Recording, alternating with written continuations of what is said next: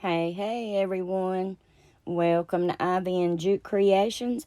If you're new here, my name is Kim and welcome. Alright, y'all, we got this rusty, crusty saw. And I took it outside and with my orbital sander, I'm going to I'm going to sand it. I was supposed to say give it 2 coats, but we're going to sand it. The metal piece, the handle, and all. Then we're going to take it back in the craft shed and we're going to take wipes and get it cleaned up. And then we're going to tape off the handle because my thought process is I want to keep the wood look in the overall project. So I took painter's tape and taped up the handle and then slipped a bag over it. And here I'm taping that bag up. And then we're going to take it outside and we're going to spray paint it with this random can of paint that I've got, and it's got enamel. It's an enamel spray paint. And so my thought process was I didn't have no shellac or anything like that to seal in all that rust so it doesn't bleed through or whatever. So I spray painted it with that black spray paint. And then back in the craft shed, I've got my Rust-Oleum white linen chalk paint. And now we're going to paint the saw. I think I gave it 3 coats. And that's drying in between each coat.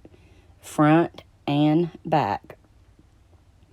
And if y'all go to recreate this, y'all, please remember that when you put your heat gun to that metal saw blade, it's metal. It's going to get hot, right? So y'all be careful if y'all try to redo this. Now we're going to rip the bag off our handle and see now we got that pretty wood still there. And then we're going to take an artist brush and clean up that little line right there. Now we're going to tape it up again, but this time we're putting the tape on the metal, the blade part. And I'm taking Waverly's antique wax, which is I've got it watered down in this little mason jar, and I gave the handle 2 good coats, front and back, drying in between each coat. And I was trying to be really careful here so it didn't splatter all over my blade. But when I got through, I did have some, you know, like at Easter when everybody takes a toothbrush and speckle up eggs. Well, that's what was on my blade. So instead of panicking and repainting it, I decided, let's go with it. What's the worst can happen, y'all? If we don't like it, we repaint it. It's just a coat of paint, right? So I went with it. And here, that's what I'm doing. Now I'm dipping my brush into the watery antique wax. And I'm just brushing that brush across my hand and getting all them little specks. And the like right there, the 2 dots that you see is bigger right there on that side. That's where my brush slipped out of my hand and hit the blade, and I rode with it. And then I'm falling in love, y'all, with 50 poly and water, and so I gave it a light mist to seal in all the antique wax and dried it. Now we've got IOD's stamp called Le Courier. I know I'm butchering it, but y'all, my mouth don't work sometimes on certain words. But anyway, if it's a brand new stamp, you want to take some sandpaper and season it. Just run over and get the new shine off your stamp. Now we're taking Stays On black ink from Amazon. Going to ink up our stamp and layer down. Hold the stamp with one hand and rub with the other hand. Ta-da! And I had one viewer tell me that she wished that, excuse me, y'all, that I would give y'all other options. Like, say, if you don't have an IOD stamp or whatever I'm using in the DIY. So here we got a stamp. And I would think that other options could be like Mod Podge and napkins on the blade. Scrapbook paper on the blade. Rub-on transfers from the Dollar Tree. Just get creative and put I would even think you might could seal in the ink on a regular newspaper, y'all. Like with some Rust-Oleum clear acrylic spray paint, and spray that newspaper and seal the ink and then Mod Podge it down. I'd like to try it and see how it goes. But anyway, now we're stamping up the handle.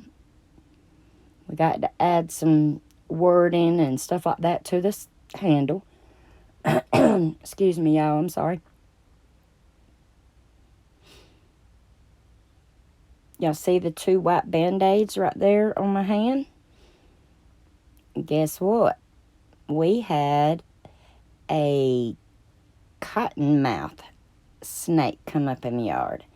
And I grabbed my pistol to try to shoot it. And I had my darn hand held up too high. And the hammer, boom, got me.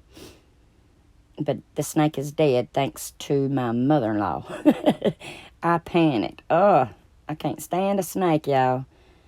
And they're starting to crawl here in southeast Georgia. The heat and everything else. Oh, it's starting to get hot, y'all. Alright, once again, I done started talking and running my mouth. But I'm taking antique wax on my chippy brush. And I'm going around the edges of it.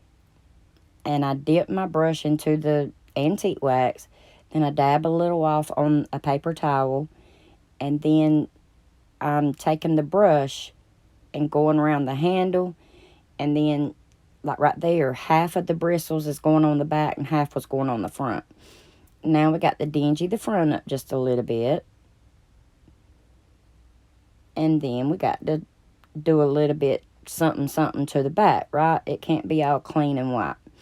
Now we're taking DIY's clear wax and we're going to seal this baby in.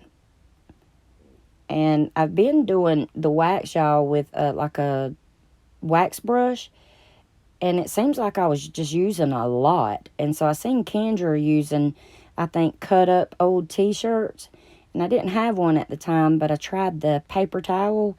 And y'all, the wax went way further than it does with the brushes. So I think I'm going to do it this way from now on. But anyway, we sealed her in, and here she is. And I love it.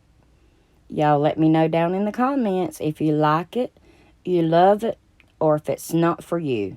And remember the distressing part. If that's not for you, you can skip that part. That's the fun part about crafting. Make it to fit your decor. And y'all, at the time of this voiceover, we're at 997 subscribers. And y'all, I couldn't have done it without y'all. It's been a team effort, and I appreciate y'all from the bottom of my heart. Thanks for watching. Do me a solid, hit the like button, and subscribe if you hadn't already. And y'all have a very blessed day. Bye.